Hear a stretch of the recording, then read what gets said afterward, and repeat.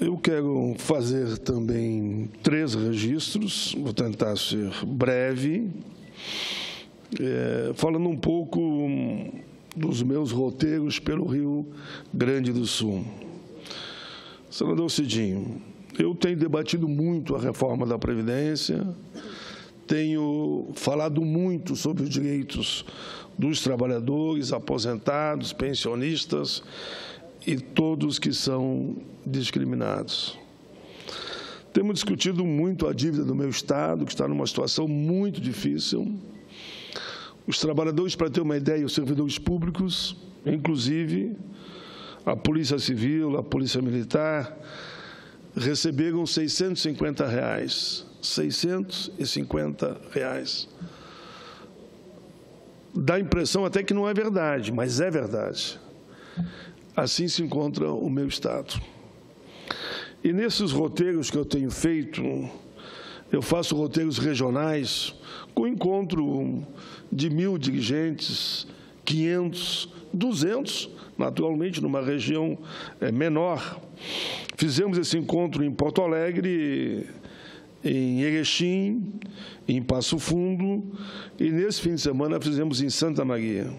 Foi na Câmara de Vereadores, tive a oportunidade de conversar muito com líderes do campo, da cidade, servidores públicos, trabalhadores da área rural. E lá, senhor presidente, antes de eu iniciar os trabalhos que eu presidi essa atividade, eu tive que fazer um minuto de silêncio, e eu fiz com muita dor. Eu não vou entrar no detalhe, mas o vereador do PT, o Luciano Guerra, e sua esposa Cibele Guerra, perderam a sua filha, de em torno de 2 anos, que foi atropelado num momento trágico por alguém da própria família. Eu vou ficar por aqui. Calcule a dor daquela cidade, ao saber que aquilo aconteceu, próximo ao espaço da família, uma cidade que passou por aquele episódio lamentável, que eu considerei um crime, que foi a questão da Boate Kiss. Fizemos um minuto de silêncio em homenagem ao Luciano Guerra e sua esposa Cleise, Cibele Guerra. O nome da filha é Luciane Guerra, e a cidade toda comovida pelo desastre que aconteceu. Mas resolveram manter o evento assim mesmo. Estivemos lá com representantes de centrais, federações, confederações. Tivemos o advogado Jean Felipe Ibaldo, que fez uma bela palestra sobre a visão dele à Previdência. Tivemos os líderes falando as suas preocupações, não só com a Previdência, mas também, principalmente, eu diria, com essa palavra que assusta a todos, negociados sobre o legislado, e com a terceirização, inclusive, da atividade fim, e com o ataque que está sendo feito à Justiça do Trabalho. Teremos no próximo dia 19, na cidade de Sapiranga, pega todo o Vale dos Sinos, esse mesmo debate. Depois vamos para a região da Serra, Caxias do Sul, e vamos também para a metade sul, Pelotas, na sequência, Santa Rosa e Alegrete. Tivemos lá também, senhor presidente, a líder Sandra Régio, que contou a difícil situação que passam, como eu dizia aqui no início, os servidores públicos do Estado, com salários parcelados. Falaram da preocupação que eles estão tendo com o IP, que seria o Instituto do Estado. Recebi uma comissão do SINDPF Rio Grande do Sul, Sindicato dos Policiais Federais, e também da Polícia Rodoviária Federal da região, que me passaram um documento dizendo que estão muito preocupados com a tentativa que está havendo com o ataque à Previdência, principalmente à aposentadoria especial.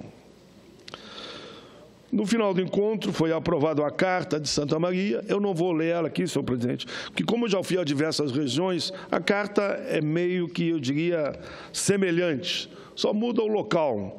Mas, no fim, é isso, contestando essa medida provisória que ataca a aposentadoria por invalidez. Ela bate forte no auxílio-doença. E aí, como eles dizem, calcule alguém com 50 e poucos anos, aposentado por invalidez, 58, 59, e se caça a aposentadoria dele. Esse camarada vai morrer de fome. Auxílio-doença, 3, 4 anos, esperando a aposentadoria, de repente mandam ele para a fábrica não aceita, aonde ele vai parar. Mas a carta vai nesse sentido. Os trabalhadores e trabalhadoras contestam essa ideia de idade mínima de 65 até 70 anos. Naturalmente, também contestam o ataque à CLT, porque se você aprova o negociado sobre o legislado, a lei não vale mais. Vai valer a negociação entre as partes.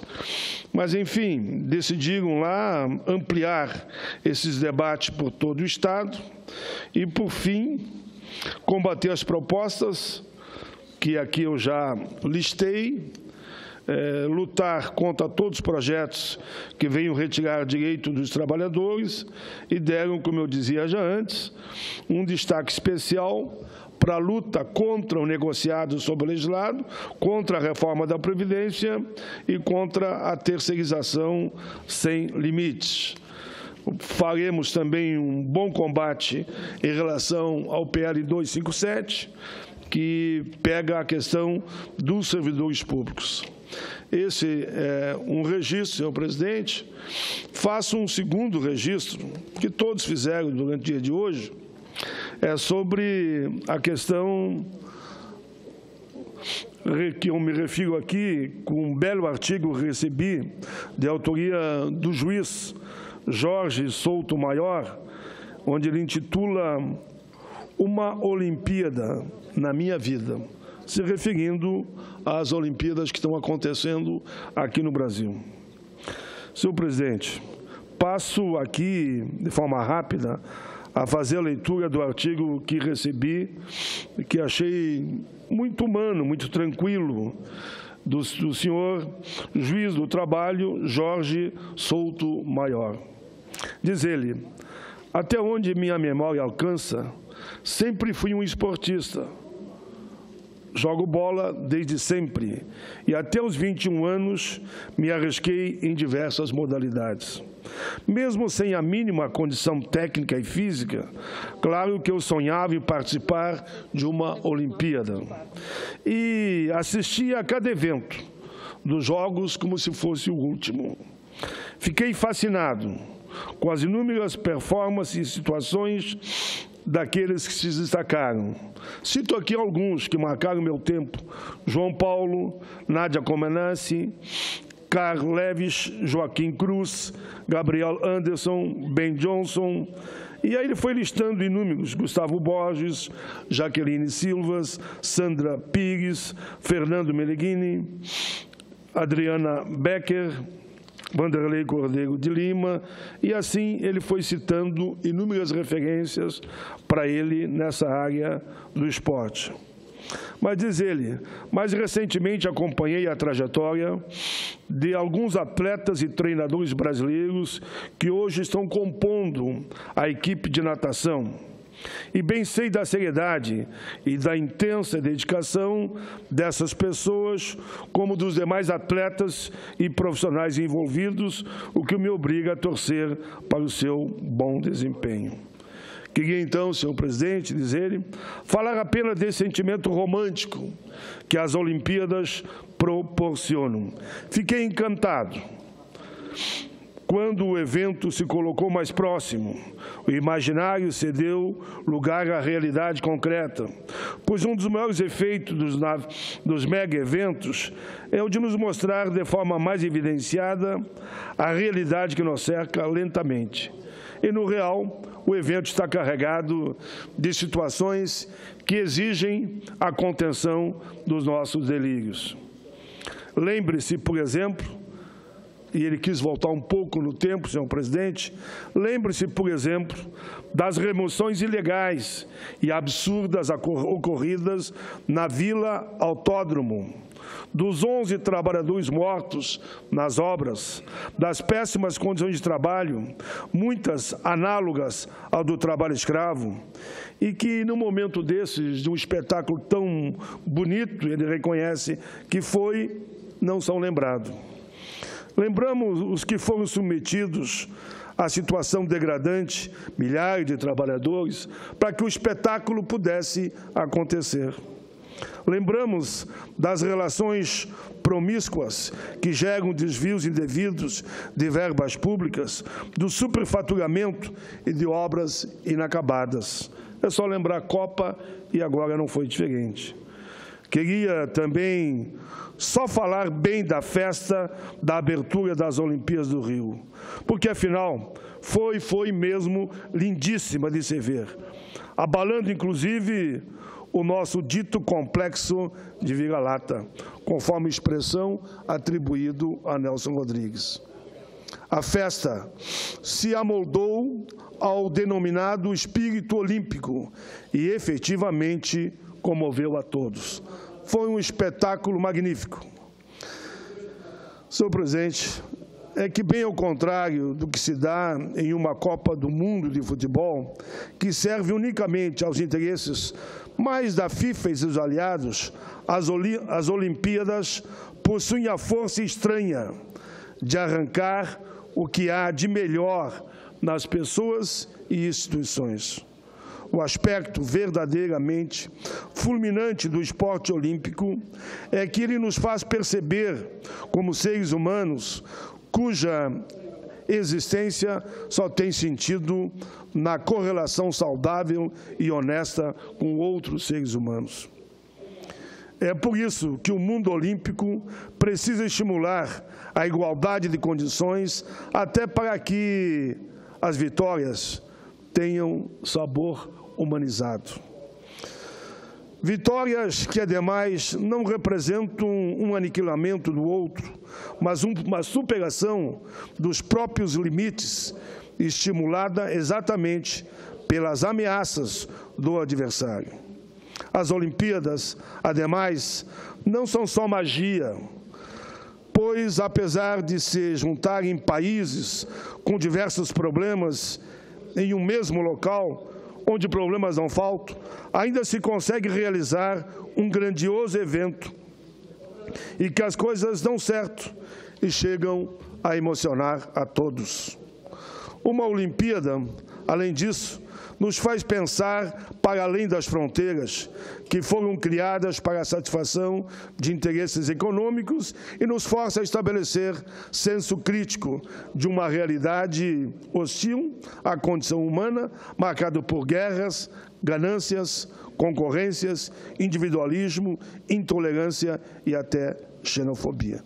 Senhor presidente, o artigo é longo, mas foi nessa linha, de alguém que reconhece que o espírito olímpico faz com que a gente viaje num belo espetáculo e que ele não poderia deixar de aqui desenvolver da forma tão competente que fez. Mas, devido ao meu tempo, senhor presidente, eu apenas deixo para os anais da casa na íntegra esse pronunciamento que faz com que a gente reflita sobre o antes, o durante e depois das Olimpíadas.